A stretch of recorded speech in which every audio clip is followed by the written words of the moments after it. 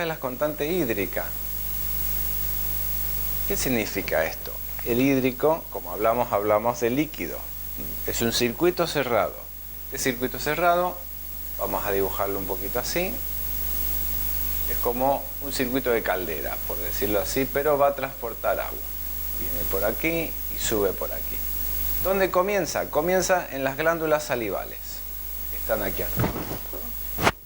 ¿Y dónde termina? En el intestino grueso, que está aquí abajo. El intestino grueso, su misión es secar. Al secar los alimentos que hemos digerido, va a hacer que el líquido lo suba por el sistema endocrino hasta las salivas. Por eso es muy importante masticar. ¿Por qué? Porque movemos este circuito. Este circuito aproximadamente tiene una cantidad de 2 litros de agua. Bastante. Entonces, si masticamos mucho, nos autobebemos. Y este líquido que bebemos lo tiene todo.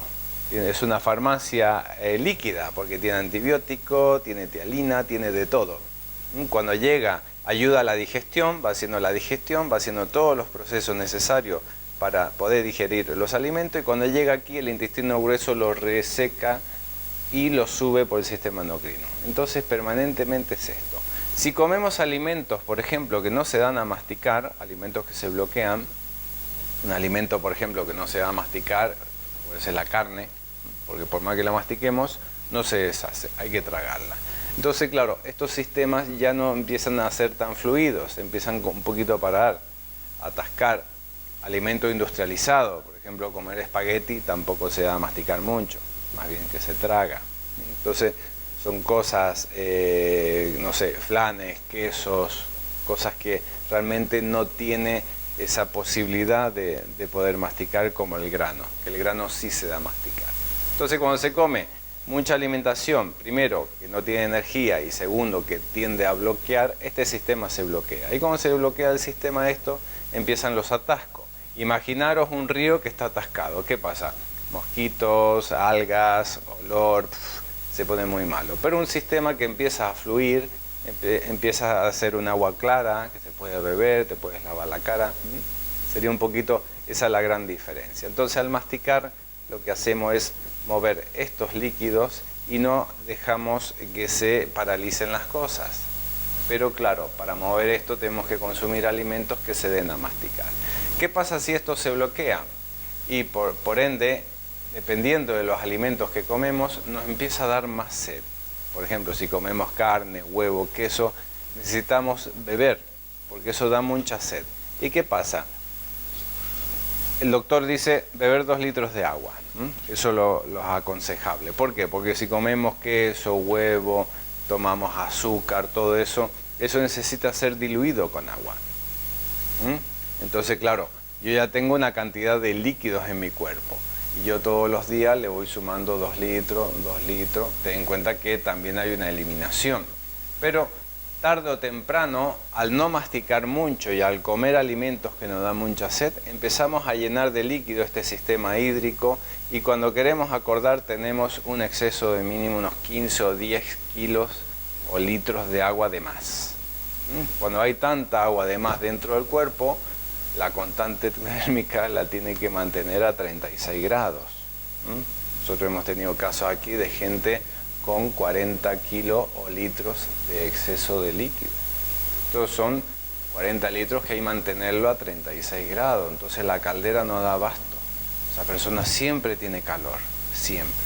Porque está al límite con las temperaturas. Entonces, claro, es un consumo y está muy cansado o cansada, porque permanentemente hay un sistema aquí que está requiriendo mantener. Esto es una barbaridad, ¿no? 40 litros, pero fácil promedio en la sociedad hay de 10 a 20 litros de exceso de líquido. Entonces, claro, cuando empezamos a hacer una alimentación que dejamos de consumir alimentos que nos dan mucha sed, alimentos que no están vivos, que están muy procesados, y al masticar y comer alimentos orgánicos y que se puedan hacer este movimiento de rotación, los líquidos empiezan a marchar, el peso empieza a ponerse en su sitio, la caldera empieza a disminuir su calor porque ya no hace falta calentar tanto y la energía comienza a subir. para mantener los ratios. Entonces llegamos a establecerlo. Por eso en la macrobiótica es lo primero que se empieza a establecer, que son los líquidos, la proporción carne-agua, que eso es muy importante porque evitamos desgastes. Entonces empezamos a optimizar el cuerpo. Sería una de las constantes muy importante, que es el sistema del líquido. Pero claro, entonces dice, los macrobióticos no beben. No es tanto lo que no beban, sino lo que mastican, porque se autobebe. Tengamos en cuenta que cuando hacemos sopa hay mucha agua, cuando hacemos cereal generalmente hay 2 partes de agua, las verduras tienen agua, tomamos infusión a temperatura, entonces claro, hay un líquido que entra. Entonces no es tan de comer muy seco, como dicen por ahí, sino que ya no hay necesidad de estar ingiriendo agua. Si comemos otro tipo de alimentación, por ende vamos a tener que beber agua. Y ese exceso de agua hay que mantenerlas a temperatura. Vale. Entonces esto podemos decir que está conectado.